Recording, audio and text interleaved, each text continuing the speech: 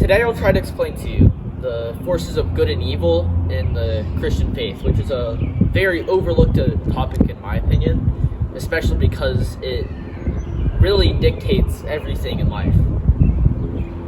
And so, in the beginning, God created or separated dark and light. And what this means, in my interpretation of it, is that you have the heavens above and the earth below, and in between is the Garden of Eden, which we'll get to later. But then God, He created the seas and the oceans and all the animals.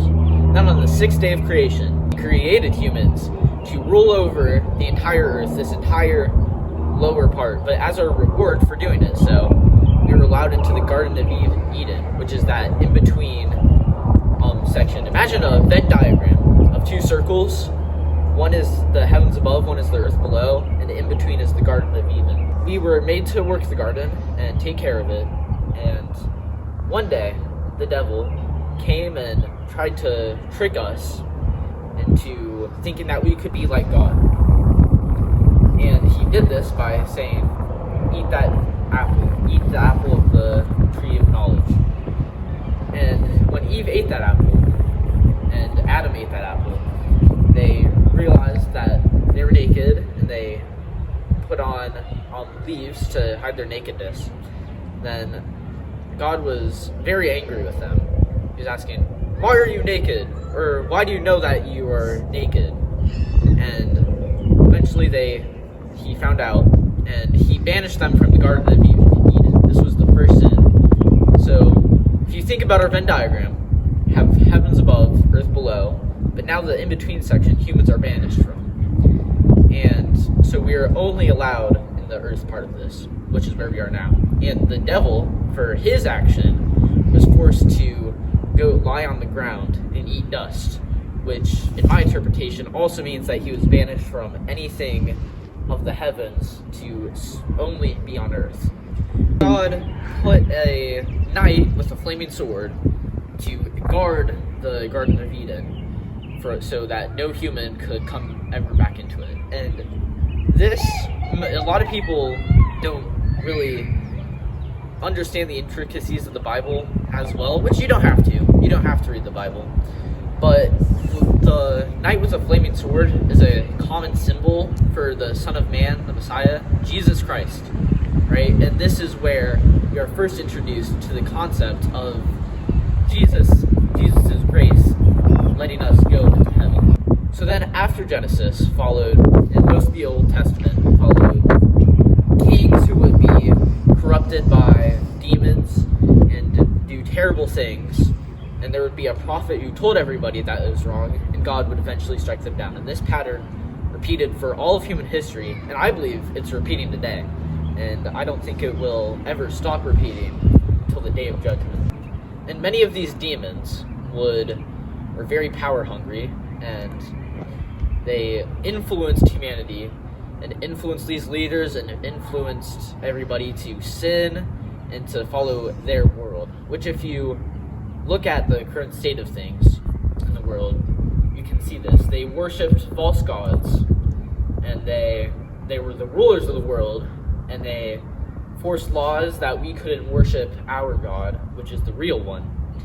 And they would force everybody to worship these false gods. And many times people would be killed or persecuted if they didn't worship these false gods. And if we stick to our morals, we either die or we can go to heaven.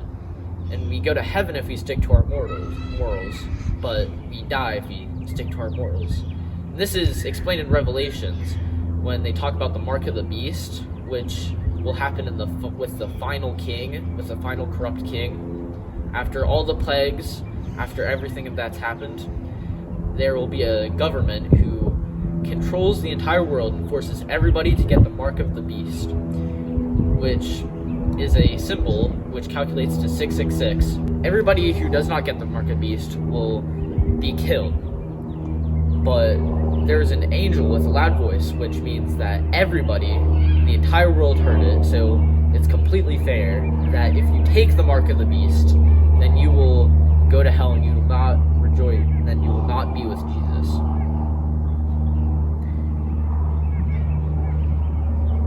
So, for right now, in our period, or in our in-between period of kings rising, and governments rising, regimes rising, and then falling, with all of it being evil, being lust, we kind of just have to wait. We just have to be patient, and love God, and stay with Jesus, and trust that Jesus will save us. And Paul the Apostle, added on to this in Ephesians 2 and Ephesians 6, where he explained how with Jesus, we could have a sort of like a force field around us to protect us from this evil. So when we let Jesus enter our lives, we can be at least somewhat protected from all this evil, so that way we don't have to conform to it. That way we can keep living our lives. And he made this analogy to like a knight in armor, with Jesus being our sword, Jesus being our shield, and Jesus being our armor. And this relates to one of the biggest concepts throughout the entire Bible about humility.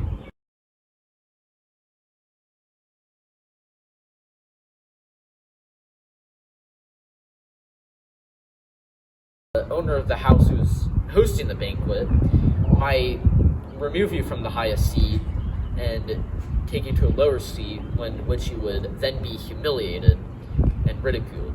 But if you take the lowest seat and the host promotes you to the higher seat, you will be praised and cheered.